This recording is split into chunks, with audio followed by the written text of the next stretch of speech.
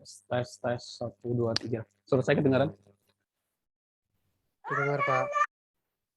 Terdengar, Pak. Oke, saya mulai saja ya. Bismillahirrahmanirrahim. Assalamualaikum warahmatullahi wabarakatuh. Waalaikumsalam warahmatullahi wabarakatuh.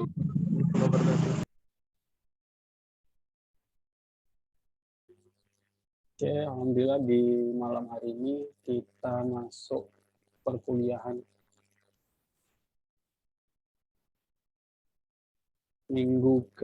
sebenarnya ini minggu ke-13. Tapi saya masih ada satu pertemuan lagi. Minggu kemarin kan tidak ada Zoom. Terus saya belum ngasih video ya, belum sempat. Nanti saya susulkan minggu depan lah, minggu ini. Jadi ini masuknya pertemuan ke-12. Di pertemuan sebelumnya saya pernah bahas tentang konsep sistem pendukung keputusan dalam sistem informasi atau di sistem support system ya, kalau dalam bahasa Inggris, DSS atau SPK.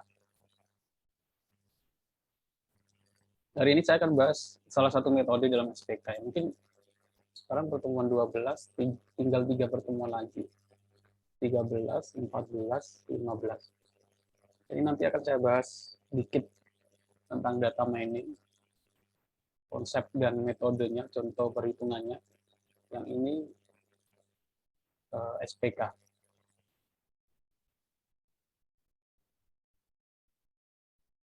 Nah, sebenarnya ada lagi ya, apa?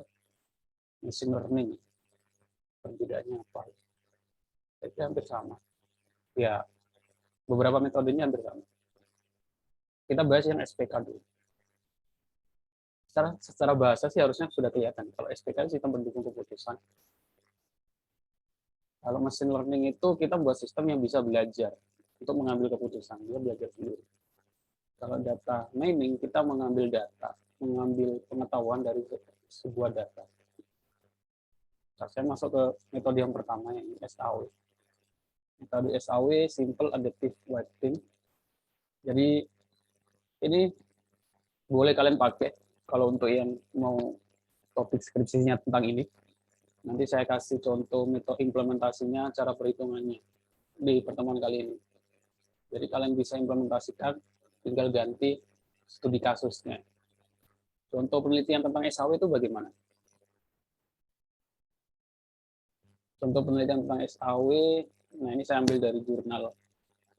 Kalian tinggal searching aja ya di Google Scholar atau Sinta, Google Scholar. Tulis saja metode pengambilan keputusan atau metode SAW dalam pengambilan, atau SAW gitu aja ya. Nanti akan banyak ya. Kalian cari mungkin yang minimal 3 tahun terakhir, 4 tahun terakhir sebagai referensi. Ini contohnya penelitian tahun 2019. Metode Simple Adaptive Weighting, SAW, dalam sistem pendukung keputusan pemilihan karyawan berprestasi. Studi kasusnya PT Indomarko Prisma Tama Cabang Tangerang. Nah, kalau S1, strata 1 ya, itu tingkatannya cuma implementasi metode gitu ya. Jadi nggak perlu harus nyari metode yang baru. Jadi contohnya seperti penelitian ini. Kalian bisa ambil referensi ini, biar nggak disebut plagiat atau biar nggak disebut sama, ya dibedakan, ada 2 pembedanya. Kalau nggak metodenya ya studi kasusnya gitu.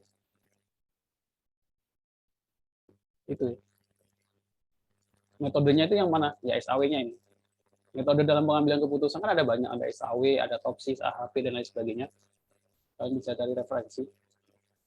Nah, penelitian dalam satu studi kasus, semuanya di sini Indomarko Tangerang, itu bisa jadi 2 penelitian. Cuma si A dengan metode SAW, si B dengan metode AHP gitu. Itu boleh, walaupun studi kasusnya sama. Kalau enggak, kalau sama-sama SAW, ya studi kasusnya dibedakan. Jadi kalau kalian, semuanya saya pengen ngambil SAW gitu, di penelitian tugas akhir. Ya sama seperti ini, sama semuanya persis sama, nggak apa-apa. Yang dibedakan itu studi kasusnya. Kalau ini studi kasusnya di PT Indomarko, kalian cari PT mana, terus ini kan pemilihan karyawan berinteraksi bisa diganti dengan apa saja. Metode SAW banyak digunakan, pemilihan laptop, gitu ya, pemilihan HP, pemilihan barang, pemilihan beasiswa, pemilihan apalagi ya, bantuan dan banyak. Kalian cari referensi di Google Scholar itu udah pemilihan metode pemilihan gitu, SAW muncul banyak. Bisa dijadikan referensi untuk tugas akhir penelitian. Nah, sebelum masuk ke ini kita bahas dulu tentang ini, tujuan sistem pendukung keputusan. Tujuannya adalah membantu manajer membuat keputusan guna memecahkan masalah semi terstruktur dan tidak terstruktur.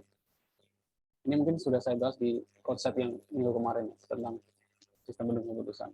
Mendukung manajer bukan mencoba menggantikannya, meningkatkan aktivitas pengambilan keputusan. Nah ini kadang sama seperti kayak sekarang kan ada robot gitu, atau robot atau AI gitu. Apakah AI itu bisa menggantikan dokter? Nah itu jadi pertanyaan. Karena kalau dipikir-pikir kan dokter juga pengetahuan, dia baca buku pengetahuan, habis itu pengambilan keluarnya apa, ini apa, outputnya adalah hasil diagnosa. Kemungkinan kan bisa digantikan oleh dokter, ini jadi pertanyaan. Gitu.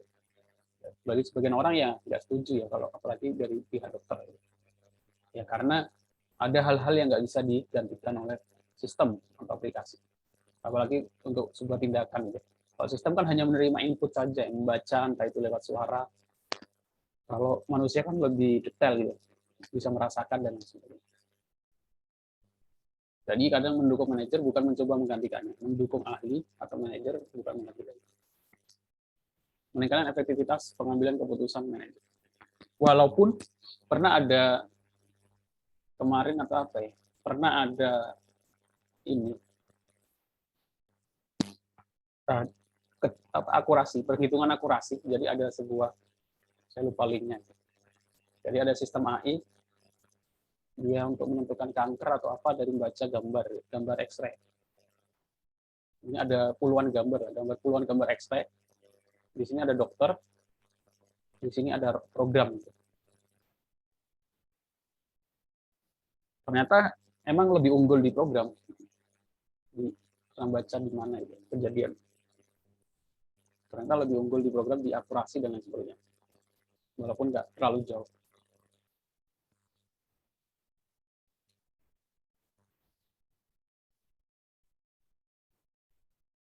Nah, ini kelebihan dan kekurangan dari metode SAW. Hasil penilaian dirasa lebih tepat dikarenakan berdasarkan pada penilaian kriteria dan bobot preferensi yang telah ditentukan. Memiliki proses yang sederhana, ini yang paling penting sih. SAW salah satu yang sederhana. Menentukan nilai bobot dan meranking alternatif. Kekurangannya, perhitungan dilakukan dengan bilangan Kris dan Fuzzy atau Fuzzy. Metode ini biasanya digunakan untuk pada pembuatan lokal.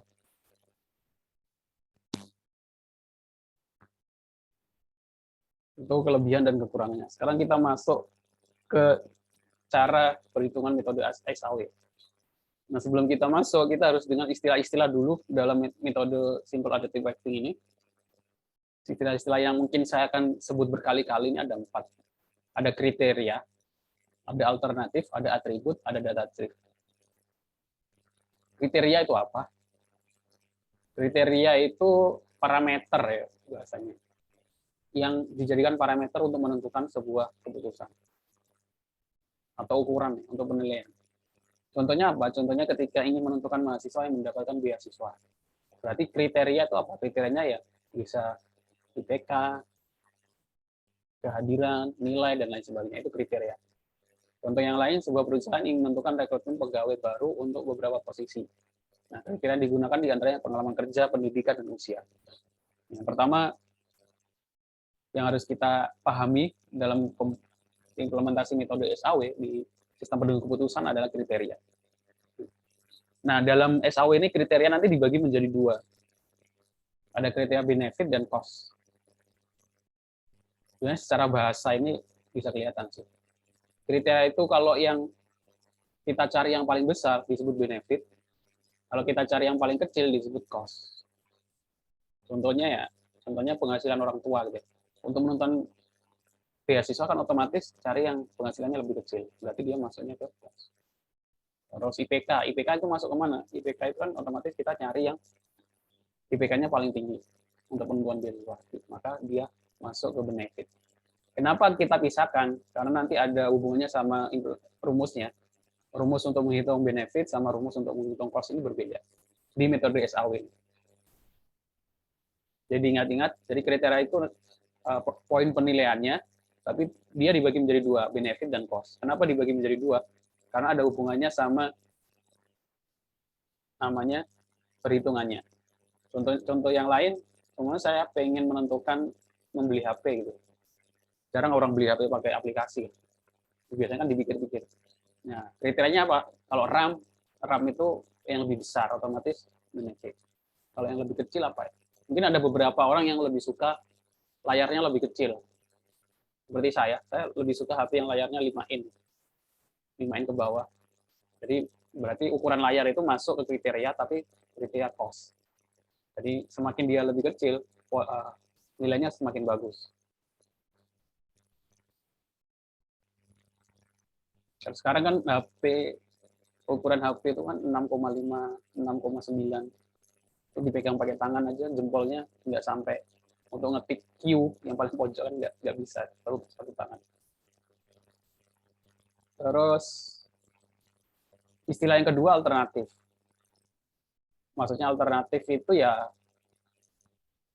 data yang akan kita pilih atau objek. Pada kasus beasiswa alternatifnya adalah mahasiswa. Jadi sebenarnya saya mau menentukan pembelian HP gitu, penentuan. Nah, HP-nya apa saja itu alternatifnya. Penentuan beasiswa ya berarti mahasiswa itu alternatif. Pegawai ya, perekrutan pegawai ya berarti pegawai. Terus atribut. Harusnya kalau belajar pemrograman apapun itu pasti udah sering mendengar istilah atribut, termasuk di sistem basis data. Atribut itu apa ya? Atribut itu yang mengikuti sebuah kriteria tadi. Atribut adalah nilai dari kriteria dari alternatif yang ada. Contoh dalam penentuan pegawai baru. Atribut adalah nilai dari kriteria dari alternatif yang ada. Cukup jelas ya. Jadi atribut adalah kriteria.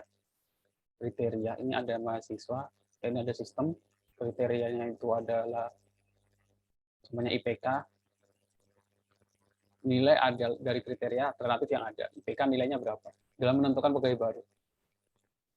Contohnya atribut adalah nilai dari pengalaman, usia, dan pendidikan. Jadi nilainya atribut ini. Jadi kalau pendidikan, sarjana ini atribut. Usia 23 ini atributnya. Pengalaman pernah bekerja di mana gitu. Ini kalau kita belajar sesuatu, ini nggak cuma belajar di mata kuliah ini ya, mata kuliah sistem pendukung keputusan, mata kuliah sistem proses sistem informasi ini. Belajar apapun itu yang pertama itu pelajari dulu istilah-istilah yang mungkin kalian akan temukan. Karena itu nanti mempengaruhi pemahaman istilah-istilah atau kamus-kamus. Idealnya memang seperti itu untuk belajar hal baru. Terus yang ketiga itu, kamus yang ketiga itu data crypts. Data crypt ini opsional, nggak harus. Data crypt itu untuk normalisasi nanti. Nanti datanya dinormalisasi biar sama. Maksudnya bagaimana? Contoh data crypt rekrutmen pegawai adalah sebagai berikut. Semuanya ada umur gitu. Umur kan ada 20, 22, 23. Nah, ini kan nilai ini data crypts. Artinya apa? Nanti dibagi menjadi berapa poin. Contohnya kalau pegawai umur menjadi usia muda, usia sedang, usia tua. Untuk klasifikasinya saja, biar nggak terlalu banyak data crypts. Nanti ada contoh yang lain. Oke. Sampai sini cukup jelas ya. Ini belum masuk ke cara perhitungannya. Baru kamus, sekarang ke flowchart-nya, metode SAW dalam penentuan sistem pendukung keputusan.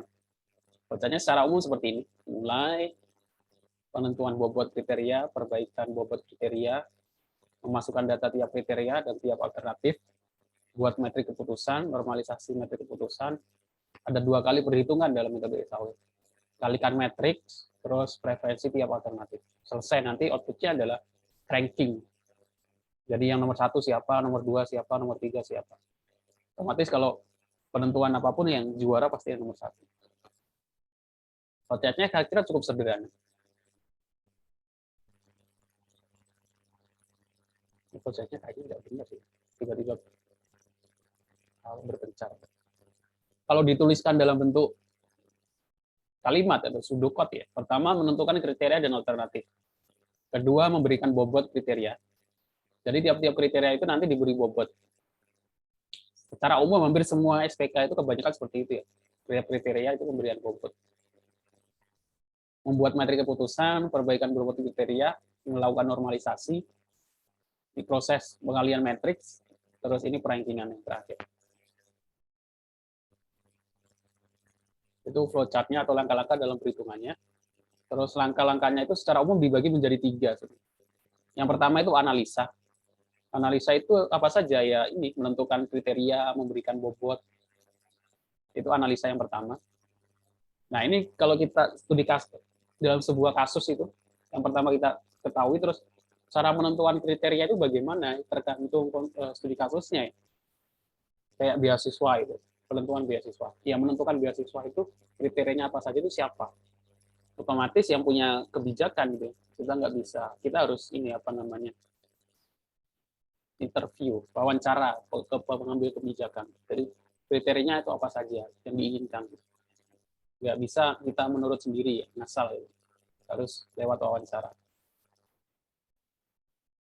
Langkah yang kedua, normalisasi. Nah, normalisasi itu merubah setiap atribut ke dalam angka.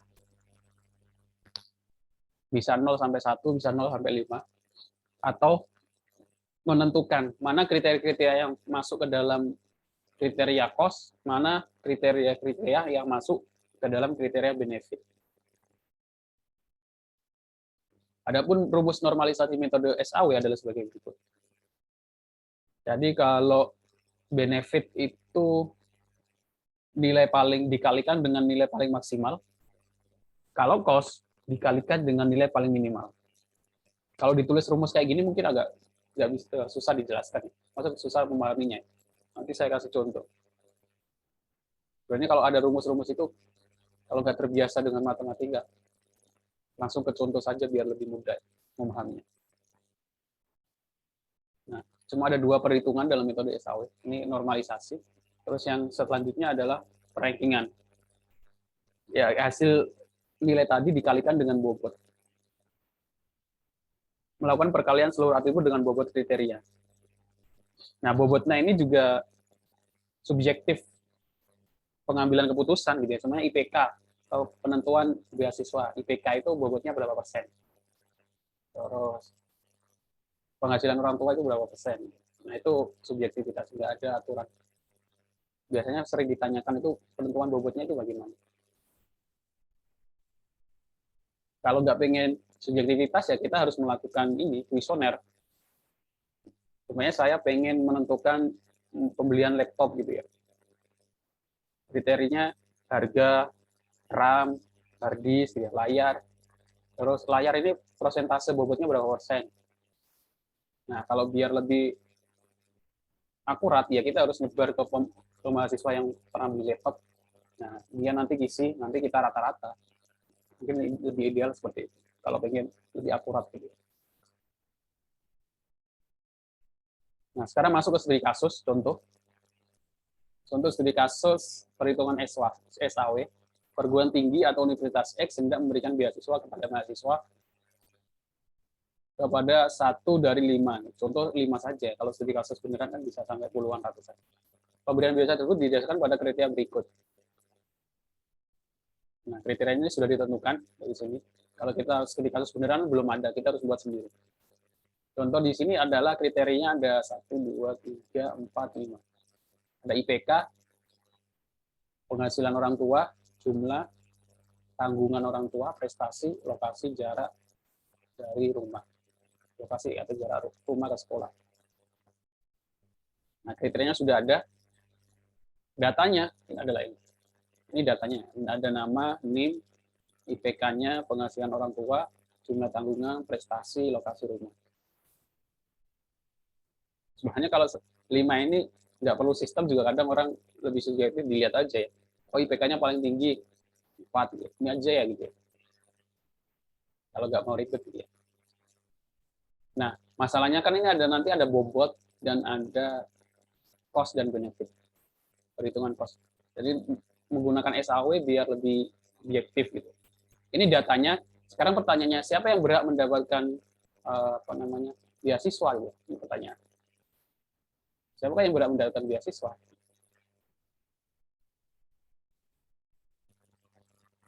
Sekarang pertama adalah analisa. Analisa kriteria sudah ada, sekarang bobotnya.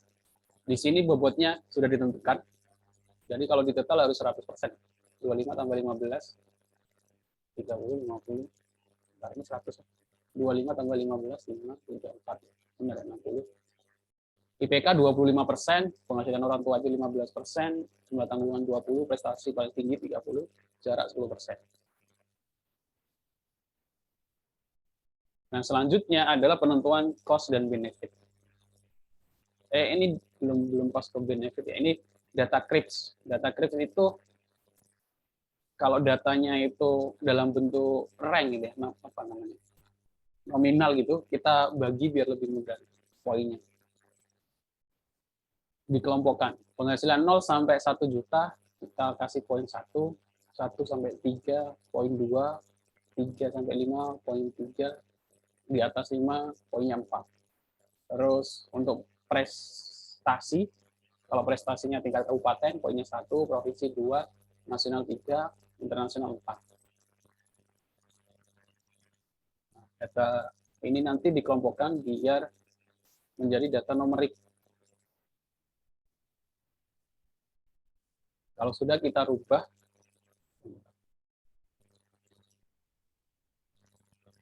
nah ini selanjutnya dirubah. Penghasilan 2,5 itu masuk ke poin berapa, 4 itu masuk ke poin berapa, 6 masuk ke poin berapa. Prestasi juga internasional itu 4, nasional itu 3, provinsi 2, internasional 4, kabupaten 1.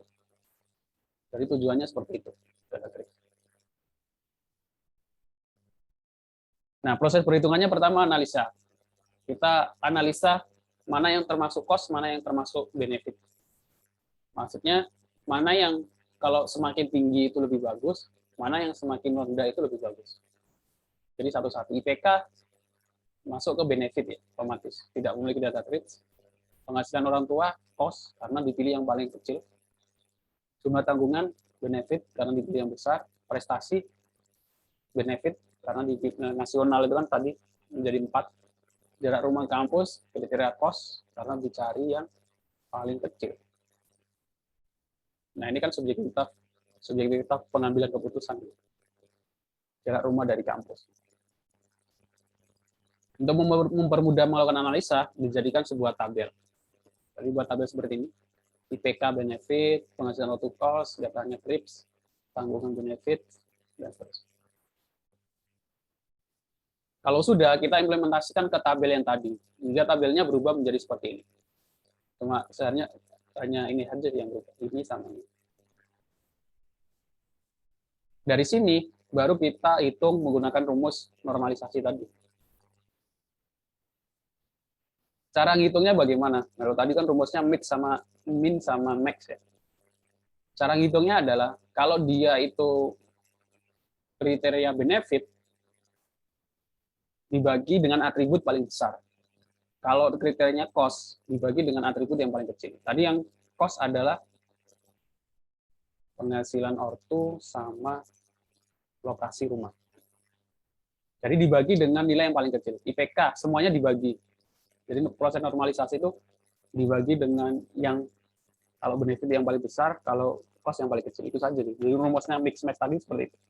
Kalau diimplementasikan di data, IPK dibagi karena dia benefit dibagi yang paling besar. IPK yang paling besar berapa? 4 Punario. Berarti semuanya dibagi 4.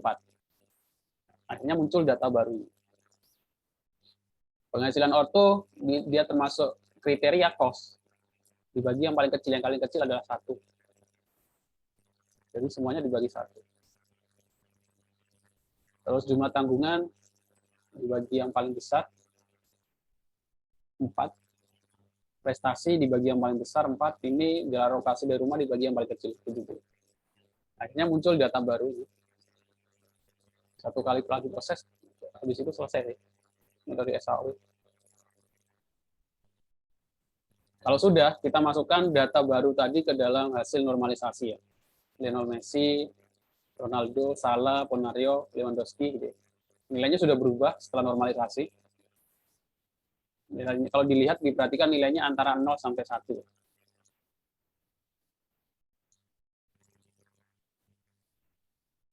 Yang ketiga yang proses terakhir yaitu perankingan. Nah, kalau proses perankingan ini ya dikalikan dengan bobot.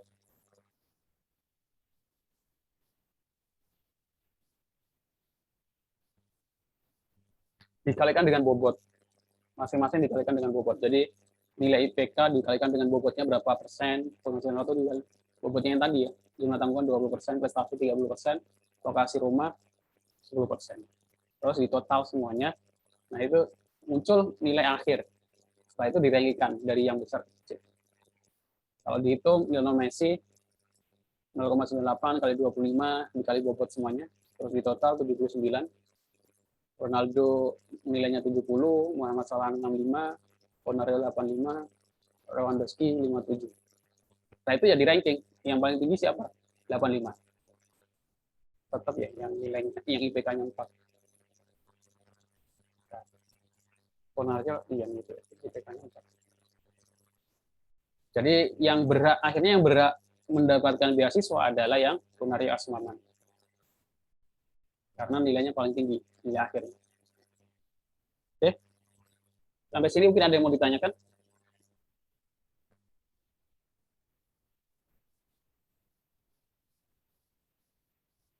Untuk metode SAW?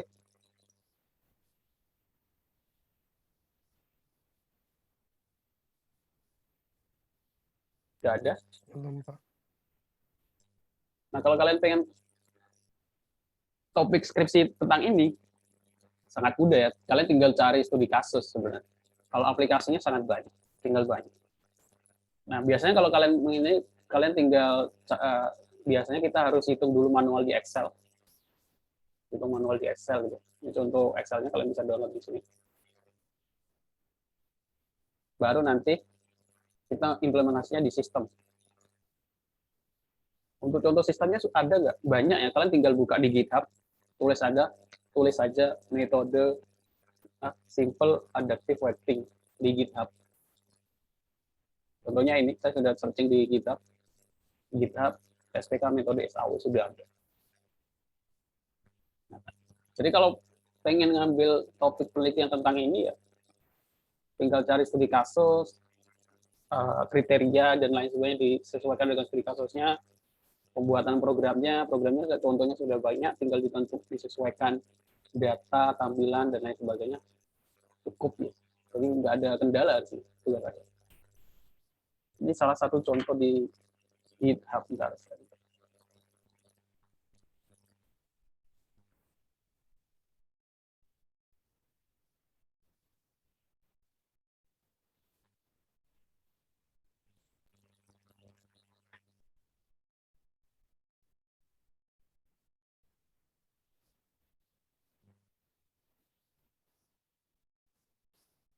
Simple additive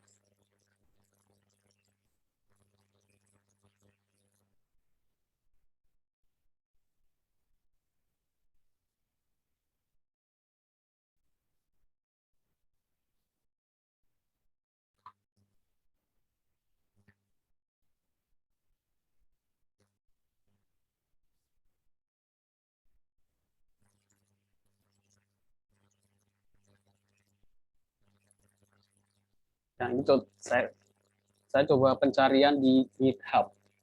Kalau saya tulis simple adaptive waiting, di all udah ada 160 repository. Tinggal pilih, kalau tertarik dengan bahasa pemrograman JavaScript, PHP, sudah banyak.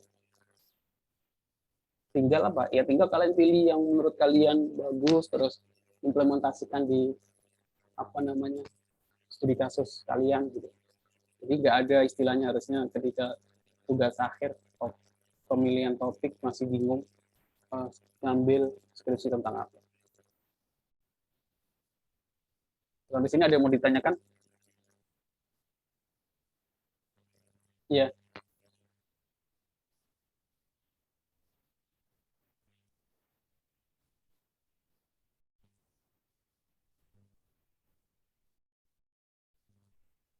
nggak ada.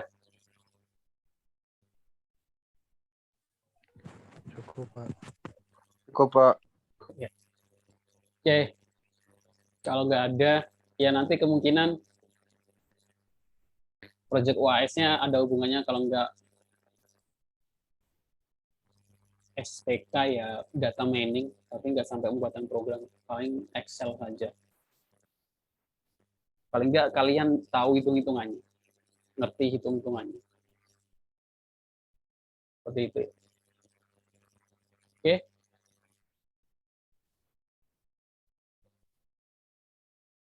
Terima kasih. Kalau nggak ada pertanyaan, saya akhiri. Assalamualaikum warahmatullahi wabarakatuh. Waalaikumsalam warahmatullahi Waalaikumsalam wabarakatuh. Terima kasih, Pak. warahmatullahi wabarakatuh. Makasih, Pak.